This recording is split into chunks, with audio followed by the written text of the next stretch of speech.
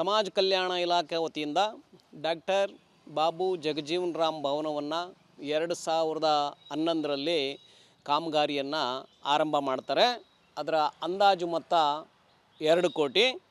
ಇದುವರೆಗೂ ಖರ್ಚಾಗಿರ್ತಕ್ಕಂಥ ಹಣ 1,90,00,000. ಈಗ ಹೆಚ್ಚುವರಿಯಾಗಿ 1 ಕೋಟಿ ರೂಪಾಯಿಯನ್ನು ಅನುದಾನವನ್ನು ಕೇಳಿದರು. ಅದರಲ್ಲಿ 50 ಲಕ್ಷ ರೂಪಾಯಿ ಈಗಾಗಲೇ ಬಂದಿದೆ. ಇದುವರೆಗೂ ಖರ್ಚಾಗಿರ್ತಕ್ಕಂತಹ ಒಟ್ಟು ಹಣ 2,40,00,000 ರೂಪಾಯಿಗಳು ಈಗಾಗಲೇ ಖರ್ಚಾಗಿದೆ.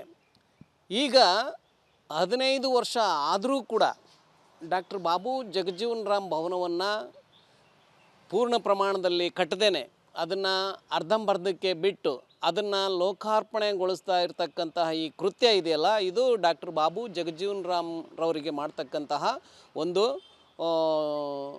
ಅಪಮಾನ.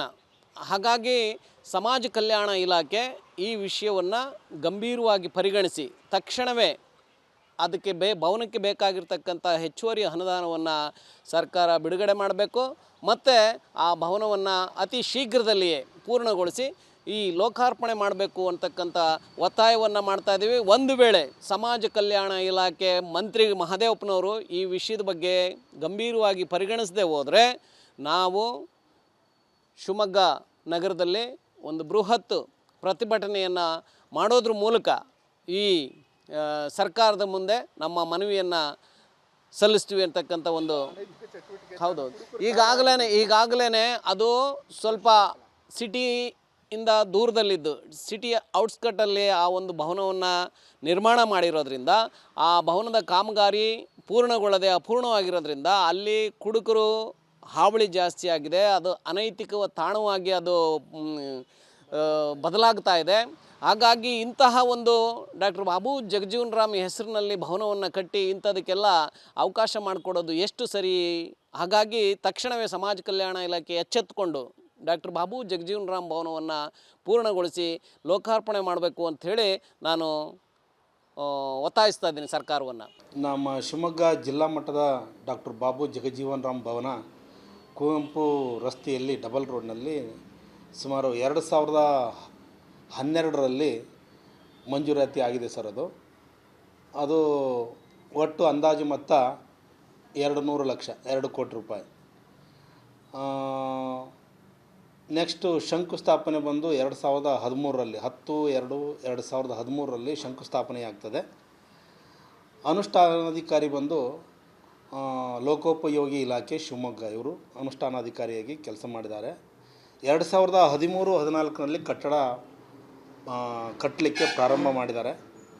ಪ್ರಾರಂಭ ಮಾಡಿ ಸುಮಾರು ಕೆಲಸ ಆದ ನಂತರ, ಕಟ್ಟಡ ಆದ ನಂತರದಲ್ಲಿ ಇನ್ನೂ ಸುಮಾರು ಕೆಲಸಗಳು ಬಾಕಿ ಇರುವಾಗಲೇ ಆ ಕಟ್ಟಡದ ಗುತ್ತಿಗೆದಾರ ತೀರ್ಕೊಳ್ತಾನೆ.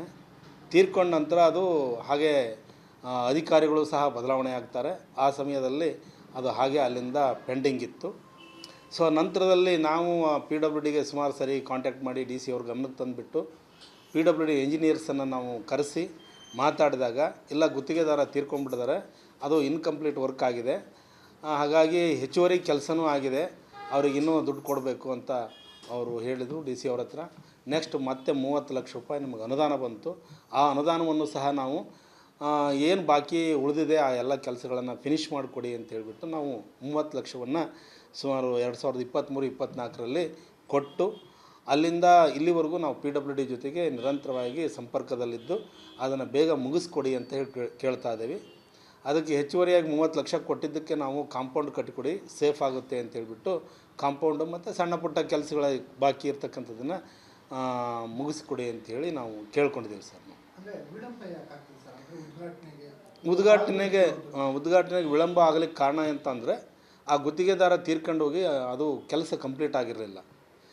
ಕೆಲಸ ಕಂಪ್ಲೀಟ್ ಆಗದೇ ಇರೋದ್ರಿಂದ, ಅಧಿಕಾರಿಗಳ ಬದಲಾವಣೆ ಆಗಿರೋದ್ರಿಂದ ಅಲ್ಲಿ ವಿಳಂಬ ಆಗಿತ್ತು ಸರ್. ಅದು ಈಗ ಕೆಲಸ ಸುಮಾರು ಆಗಿದೆ ಸರ್. ಈಗ ಇನ್ನು ಕೆಲವೇ ದಿನಗಳಲ್ಲಿ ನಾವು ಹ್ಯಾಂಡ್ ಓವರ್ ಮಾಡ್ತೀವಿ ಅಂತ ಹೇಳಿದ್ದಾರೆ ಅವರು. ಹ್ಯಾಂಡ್ ಓವರ್ ಮಾಡಿದ ಕೂಡಲೇ ಅದನ್ನ ಉದ್ಘಾಟನೆ ಮಾಡಲಿಕ್ಕೆ ನಾವು ರೆಡಿ ಮಾಡ್ಕೊಳ್ತೀವಿ.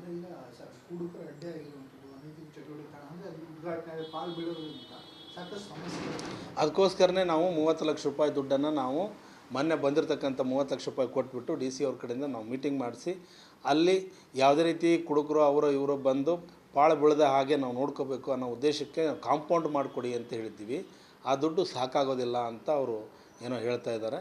ಈಗ ಕೊಟ್ಟಿರ್ತಕ್ಕಂಥ ದುಡ್ಡಿಗೆ ನಾವು ಕಂಪ್ಲೀಷನ್ ಮಾಡಿಕೊಟ್ರೆ ಮುಂದೆ ಅದು ಇನ್ನೂ ಏನು ಅನುದಾನ ಬೇಕಾಗುತ್ತೆ ಅದಕ್ಕೆಲ್ಲ ಎಸ್ಟಿಮೇಟ್ ಮಾಡಿಸಿ ನಾವು ಎಸ್ಟಿಮೇಟ್ ಮಾಡಿ ಕೊಡಿ ಅಂತ ಹೇಳಿದ್ವಿ. ನಾವು ಎಸ್ಟಿಮೇಟ್ ಕೊಟ್ಟ ಕೂಡಲೇ ನಾವು ಸರ್ಕಾರದ ಗಮನಕ್ಕೆ ತಂದು ಆ ದುಡ್ಡು ಸ್ಯಾಂಕ್ಷನ್ ಮಾಡಲಿಕ್ಕೆ ಕ್ರಮ ತೆಗೆದುಕೊಳ್ತೀವಿ ಸರ್. ಸಮಾಜ ಕಲ್ಯಾಣ ಇಲಾಖೆ ವತಿಯಿಂದ ಡಾಕ್ಟರ್ ಬಾಬು ಜಗಜೀವನ್ ರಾಮ್ ಭವನವನ್ನು 2011ರಲ್ಲಿ ಕಾಮಗಾರಿಯನ್ನು ಆರಂಭ ಮಾಡ್ತಾರೆ. ಅದರ ಅಂದಾಜು ಮೊತ್ತ 2 ಕೋಟಿ. ಇದುವರೆಗೂ ಖರ್ಚಾಗಿರ್ತಕ್ಕಂಥ ಹಣ 1,90,00,000. ಈಗ ಹೆಚ್ಚುವರಿಯಾಗಿ 1 ಕೋಟಿ ರೂಪಾಯಿಯನ್ನು ಅನುದಾನವನ್ನು ಕೇಳಿದರು. ಅದರಲ್ಲಿ 50 ಲಕ್ಷ ರೂಪಾಯಿ ಈಗಾಗಲೇ ಬಂದಿದೆ.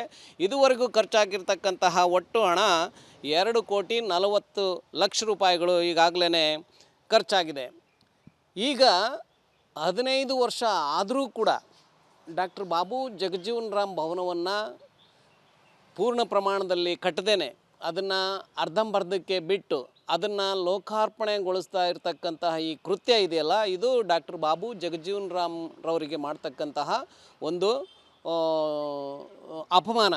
ಹಾಗಾಗಿ ಸಮಾಜ ಕಲ್ಯಾಣ ಇಲಾಖೆ ಈ ವಿಷಯವನ್ನು ಗಂಭೀರವಾಗಿ ಪರಿಗಣಿಸಿ ತಕ್ಷಣವೇ ಅದಕ್ಕೆ ಭವನಕ್ಕೆ ಬೇಕಾಗಿರ್ತಕ್ಕಂಥ ಹೆಚ್ಚುವರಿ ಅನುದಾನವನ್ನು ಸರ್ಕಾರ ಬಿಡುಗಡೆ ಮಾಡಬೇಕು ಮತ್ತು ಆ ಭವನವನ್ನು ಅತಿ ಶೀಘ್ರದಲ್ಲಿಯೇ ಪೂರ್ಣಗೊಳಿಸಿ ಈ ಲೋಕಾರ್ಪಣೆ ಮಾಡಬೇಕು ಅಂತಕ್ಕಂಥ ಒತ್ತಾಯವನ್ನು ಮಾಡ್ತಾಯಿದ್ದೀವಿ. ಒಂದು ವೇಳೆ ಸಮಾಜ ಕಲ್ಯಾಣ ಇಲಾಖೆ ಮಂತ್ರಿ ಮಹದೇವಪ್ಪನವರು ಈ ವಿಷಯದ ಬಗ್ಗೆ ಗಂಭೀರವಾಗಿ ಪರಿಗಣಿಸದೆ ಹೋದರೆ ನಾವು ಶಿವಮೊಗ್ಗ ನಗರದಲ್ಲಿ ಒಂದು ಬೃಹತ್ ಪ್ರತಿಭಟನೆಯನ್ನು ಮಾಡೋದ್ರ ಮೂಲಕ ಈ ಸರ್ಕಾರದ ಮುಂದೆ ನಮ್ಮ ಮನವಿಯನ್ನು ಸಲ್ಲಿಸ್ತೀವಿ ಅಂತಕ್ಕಂಥ ಒಂದು ಹೌದೌದು.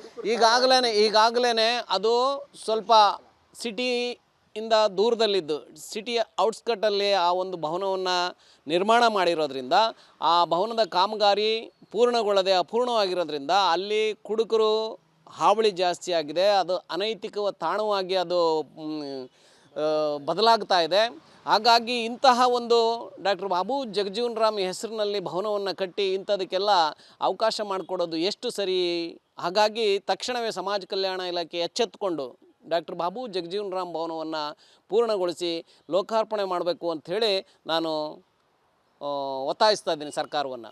ನಮ್ಮ ಶಿವಮೊಗ್ಗ ಜಿಲ್ಲಾ ಮಟ್ಟದ ಡಾಕ್ಟರ್ ಬಾಬು ಜಗಜೀವನ್ ರಾಮ್ ಭವನ ಕುವೆಂಪು ರಸ್ತೆಯಲ್ಲಿ ಡಬಲ್ ರೋಡ್ನಲ್ಲಿ ಸುಮಾರು 2012ರಲ್ಲಿ ಮಂಜೂರಾತಿ ಆಗಿದೆ ಸರ್. ಅದು ಒಟ್ಟು ಅಂದಾಜು ಮೊತ್ತ 200 ಲಕ್ಷ, 2 ಕೋಟಿ ರೂಪಾಯಿ. ನೆಕ್ಸ್ಟು ಶಂಕುಸ್ಥಾಪನೆ ಬಂದು 2013ರಲ್ಲಿ 10/2/2013ರಲ್ಲಿ ಶಂಕುಸ್ಥಾಪನೆ ಆಗ್ತದೆ. ಅನುಷ್ಠಾನಾಧಿಕಾರಿ ಬಂದು ಲೋಕೋಪಯೋಗಿ ಇಲಾಖೆ ಶಿವಮೊಗ್ಗ, ಇವರು ಅನುಷ್ಠಾನಾಧಿಕಾರಿಯಾಗಿ ಕೆಲಸ ಮಾಡಿದ್ದಾರೆ. 2013-14ರಲ್ಲಿ ಕಟ್ಟಡ ಕಟ್ಟಲಿಕ್ಕೆ ಪ್ರಾರಂಭ ಮಾಡಿದ್ದಾರೆ. ಪ್ರಾರಂಭ ಮಾಡಿ ಸುಮಾರು ಕೆಲಸ ಆದ ನಂತರ, ಕಟ್ಟಡ ಆದ ನಂತರದಲ್ಲಿ ಇನ್ನೂ ಸುಮಾರು ಕೆಲಸಗಳು ಬಾಕಿ ಇರುವಾಗಲೇ ಆ ಕಟ್ಟಡದ ಗುತ್ತಿಗೆದಾರ ತೀರ್ಕೊಳ್ತಾನೆ. ತೀರ್ಕೊಂಡ ನಂತರ ಅದು ಹಾಗೆ ಅಧಿಕಾರಿಗಳು ಸಹ ಬದಲಾವಣೆ ಆಗ್ತಾರೆ. ಆ ಸಮಯದಲ್ಲಿ ಅದು ಹಾಗೆ ಅಲ್ಲಿಂದ ಪೆಂಡಿಂಗ್ ಇತ್ತು. ಸೊ ನಂತರದಲ್ಲಿ ನಾವು PWDಗೆ ಸುಮಾರು ಸರಿ ಕಾಂಟ್ಯಾಕ್ಟ್ ಮಾಡಿ DC ಅವ್ರ ಗಮನಕ್ಕೆ ತಂದುಬಿಟ್ಟು PWD ಇಂಜಿನಿಯರ್ಸನ್ನು ನಾವು ಕರೆಸಿ ಮಾತಾಡಿದಾಗ, ಇಲ್ಲ ಗುತ್ತಿಗೆದಾರ ತೀರ್ಕೊಂಡ್ಬಿಟ್ಟಿದ್ದಾರೆ, ಅದು ಇನ್ಕಂಪ್ಲೀಟ್ ವರ್ಕ್ ಆಗಿದೆ, ಹಾಗಾಗಿ ಹೆಚ್ಚುವರಿ ಕೆಲಸನೂ ಆಗಿದೆ, ಅವ್ರಿಗೆ ಇನ್ನೂ ದುಡ್ಡು ಕೊಡಬೇಕು ಅಂತ ಅವರು ಹೇಳಿದರು DC ಅವ್ರ ಹತ್ರ. ನೆಕ್ಸ್ಟ್ ಮತ್ತೆ 30 ಲಕ್ಷ ರೂಪಾಯಿ ನಮಗೆ ಅನುದಾನ ಬಂತು. ಆ ಅನುದಾನವನ್ನು ಸಹ ನಾವು ಏನು ಬಾಕಿ ಉಳಿದಿದೆ ಆ ಎಲ್ಲ ಕೆಲಸಗಳನ್ನು ಫಿನಿಷ್ ಮಾಡಿಕೊಡಿ ಅಂತ ಹೇಳಿಬಿಟ್ಟು ನಾವು 30 ಲಕ್ಷವನ್ನು ಸುಮಾರು 2023-24ರಲ್ಲಿ ಕೊಟ್ಟು ಅಲ್ಲಿಂದ ಇಲ್ಲಿವರೆಗೂ ನಾವು PWD ಜೊತೆಗೆ ನಿರಂತರವಾಗಿ ಸಂಪರ್ಕದಲ್ಲಿದ್ದು ಅದನ್ನು ಬೇಗ ಮುಗಿಸ್ಕೊಡಿ ಅಂತ ಹೇಳಿ ಕೇಳ್ತಾ ಇದ್ದೀವಿ.